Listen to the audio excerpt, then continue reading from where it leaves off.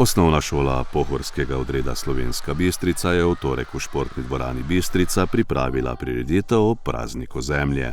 Na prireditvi so predstavili rezultate projektov Podnebni dan in dan brez zavržene hrane ter podpisali obnovljeno listino Osnovne šole pohorskega odreda Slovenska Bistrica.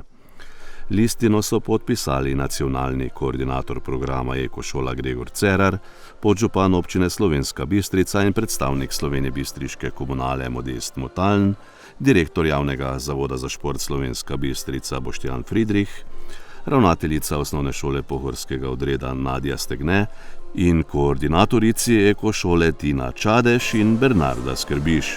Več o namenu dogodka je povedala koordinatorica Ekošole na Osnovni šoli pohorskega odreda Bernarda Skrbiš.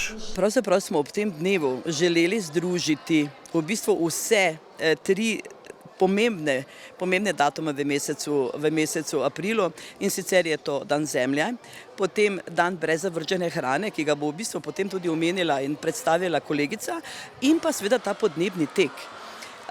Želeli smo v bistvu združiti vse, ker je pravzaprav vse to, kar smo počeli in še počnemo in bomo počeli za naš planet. Mladi se zavedajo problematike, se mi zdi, da bolj kot pa starejši, in zato smo želeli to na nek način združiti. Mogoče so v celi situaciji oziroma v tej akciji tudi pripomogli kaj malo starši, ker smo združili tudi ta bistriški tek k temu in je bil temu tudi na nek način tudi so bili dodani tile metri posameznemu razredu učencev, ki so sodelovali.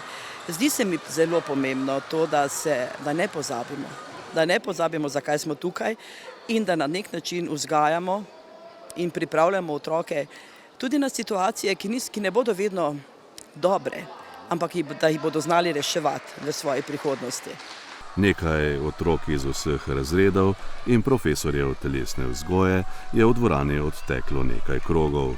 Prireditev so popestrili tudi s kulturnim programom.